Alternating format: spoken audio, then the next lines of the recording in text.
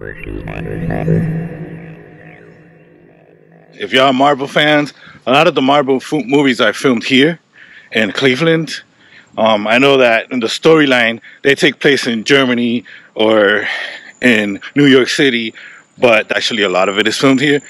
And I'm going to show y'all one of the film locations to one of the Captain America movies.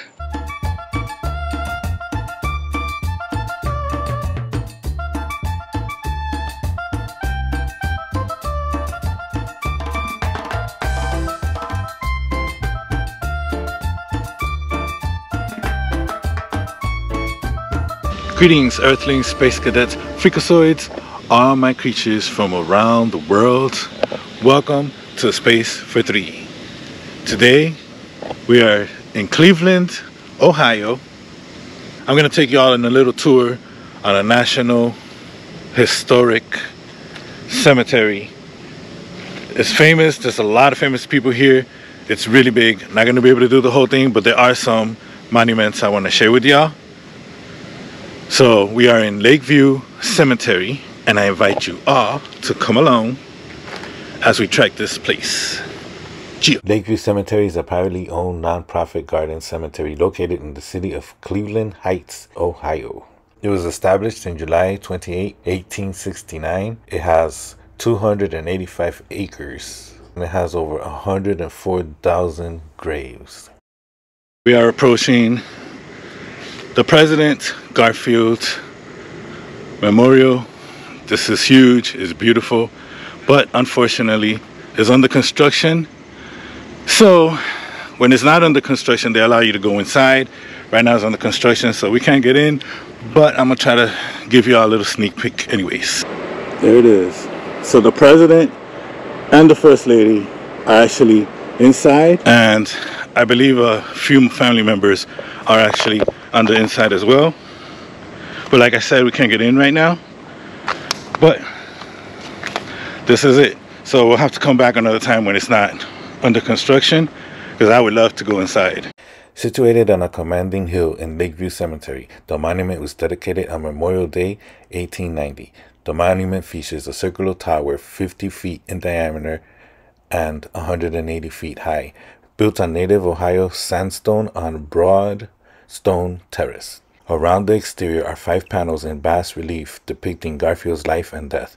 These panels include more than 100 figures, all of them life-size. Inside of the monument is Memorial Hall, a luminous space that features a sculpture of Garfield, red granite columns, a golden mosaic dome, and stained glass windows. In the crypt directly below Memorial Hall are the bronze caskets of Garfield and his wife Lucretia Garfield. So here we are. Right behind me is the Lakeview Dam in the Lakeview Cemetery, but this is actually a film location to one of the Captain America movies. Check this out. Alright, y'all, so they have the gates closed, but I'm gonna still try to film the best I can and match up some of the scenes from Captain America's Winter Soldier. Most of the movie was filmed throughout Cleveland and Cleveland Heights. Also here in Lakeview, they filmed the grave where Nick Fury faked his death. So comment below and let me know if you'd like us to do more of these film locations, or do all the film locations, as many as we can, right here in Cleveland, Ohio. Alright, y'all, there's a lot of hills, a lot of walking. You gotta be fit when you come here. I'm short of breath right now, but it's all good. We're gonna keep pushing. We are approaching one of the richest families in the world, Rockefellers. And this is where a lot of the family members are resting. And it's also the memorial for John D Rockefeller, who at the time was considered to be the richest man on the planet Earth. In case y'all don't know, some of you might be from outer space, I don't know, but in planet Earth at the time, he was one of the richest dudes. Rockefeller built his wealth off of kerosene and gasoline and became the richest person in the country, controlling 90% of all oil in the United States at his peak. He is considered to be the richest American in history. Rockefeller was worth $1.4 billion when he died in 1937.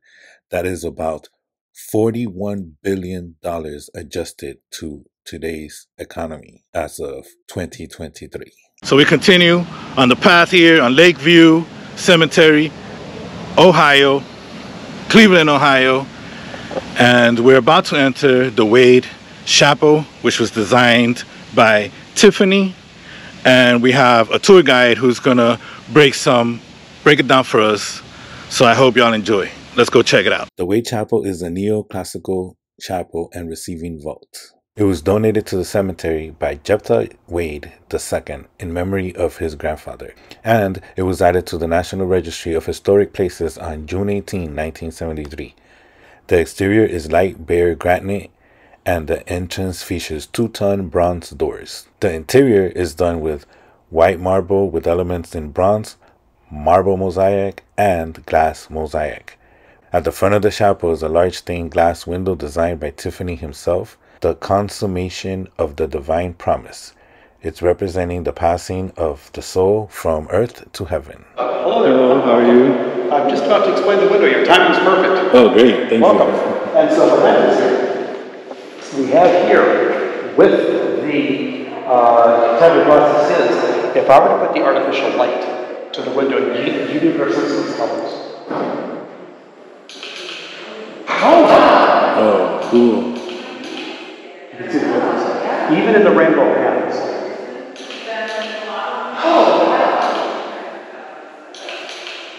That's interesting. And if you look at the tube itself, to the right, to the top of the tube, it looks like there's two red poppies that are leaning into the tube. Mm-hmm. Now, this flashlight has 2 different levels of brightness, so you'll see 3 colors. Okay. 1, 2, and 3. And the poppy to the left is open. 1, 2, and 3. Wow, that's amazing. The layering of the glass, exactly.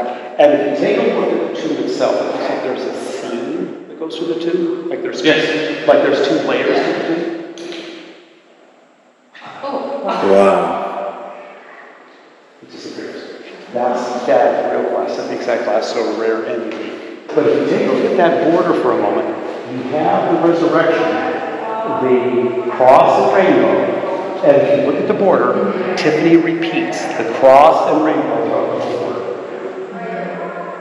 Oh, I see it. Cross Cool. and rainbow. Cross and rainbow. Throughout the whole border. and that's glass there too? That's all pieces of glass. Each one of those is all Tiffany glass. And these walls are all Tiffany glass. And what these walls are 32 feet long, both sides of these walls. Which means that if I were to take this wall and put it vertical instead of horizontal, it would be nearly a 3-story building. Because they're either 10 feet per floor in construction. So this is nearly a 3-story building. Right here, lying on the side. And these 2 walls represent 2 of the 3 world religions that are called Abrahamic. They all trace their roots back to Abraham. And this is the oldest of the world religions that traces their roots to Abraham. And this represents the Old Testament of the Bible. This is Jewish law and Jewish traditions on this wall. This wall is the second world religion that traces its roots to Abraham. This is the New Testament. This would be Christianity. This is the Christian wall on this side. The third world religion that traces its roots to Abraham, of course, is Islam. Well, that's not represented here for 2 reasons. This building would have been dedicated in 1900, and the 2 major religions of the Western world would have been Judaism and Christianity. But more importantly, as you know, there's no depiction of the Prophet Muhammad, and there's no spiritual celebration of any symbolism or ritualism in that faith. That faith is centered entirely on the teachings of the Prophet. And there's no Eastern religions represented here. Hinduism, Buddhism, Native Americanism is not here. It's Jew and Christian. That's what we have here. But what Tiffany did to give the whole symbolism to this room, he puts 4 angels in here. There's 4 angels, 1 in each corner. And don't forget, angels are asexual. You're not supposed to be able to tell the sex or gender of an angel. Right. And the only exception to that, according to the faithful, is the Archangel Michael. But all other angels are asexual. And here's the first one. This is the first angel that Tiffany put in here, excuse me. And this is the angel of death. You can see the word death there. But Tiffany puts it in chains, which means that death has been defeated. Death is no longer victorious. And if you look at all the persons on this wall, and all the persons on this wall, everyone seated or standing, they're all in boats. They're all in a boat. And there's a water pattern that Tiffany puts on the bottom of the wall. It's on this wall, and it's on this wall. But if you notice, folks, the direction of the water flow and the direction of the oarsmen, everybody on this wall and everybody on this wall, they're all being rowed toward the window, toward the resurrection. And if you take a look at some of the symbolism of both walls, it's very unique. In the Old Testament, there's a chariot, there's the 10 Commandments, there's a menorah. These are the 10 Commandments written in the wall. They are hard to read, and that says, "Thou shalt not kill." And they're represented in 5 groups of 2. 2, 4, 6, 8, 10. These are Jewish holidays and festivals. This one here represents Yom Kippur, which is Day of Atonement in the Jewish faith. And here's the second angel in this room.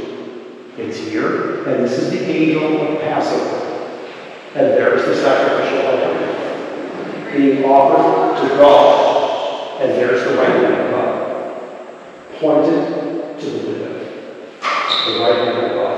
And this is the Passover lamb. And these are some of the virtues of the Christian faith: penitence, hope, charity, faith, understanding, will, justice, power of God. This says bury the dead, and there's a coffin in her hand. This says visiting the captive, and there's part of a cell block, a prison door in her hand. This says clothe the naked, and there's a spool of thread right here. This says feed the hungry, and there's food being offered to the hungry. More Christian virtues until we come to the 4th angel in the room, and this says supper of the Lord. And this angel here is offering here the Holy Eucharist to the window. There's the communion offered by this angel. And some of the saints on the Christian wall, on their shields, include St. Anthony, St. Dennis, St. James, St. Patrick, St. David, St. Andrew, and St. George, all being rowed to the window. Now, if you look at the floor real quick, what Tiffany does is he puts that water theme on the floor. This is all this design. This is all marble mosaic. This is all marble mosaic. It has no beginning and it has no end, this design. And there's that water thing on the floor. It borders the entire chapter if you look back there. So now we have a better sense of the theme of the entire chapter. This is where the conflict is. This is where Floridians would go. So their life journey is over. So hopefully this person is experiencing this right now. Just like all of these people are standing, in boats, the mourners will be seated in these pews as if they were seated in boats, because this represents water, this is an oar block, and hopefully this person whose life journey is over, these people are still on their life journey, and hopefully they too will eventually experience this. Wow. That's the symbol of this, of the chapel. Now there's one other design here that is not unique to White Chapel. You'll see this at other mausoleums at this cemetery and others around the country. If you take a look above the door, this is what's called A and dart. A and dart, if you look at it. It's in the door there. Can you see the door there? Mm-hmm. A and dart. A and dart. It's in the ceiling. Yeah. He puts it in the ceiling here. A and dart. A is life, dart is death. Life, death, life, death. It's an endless cycle.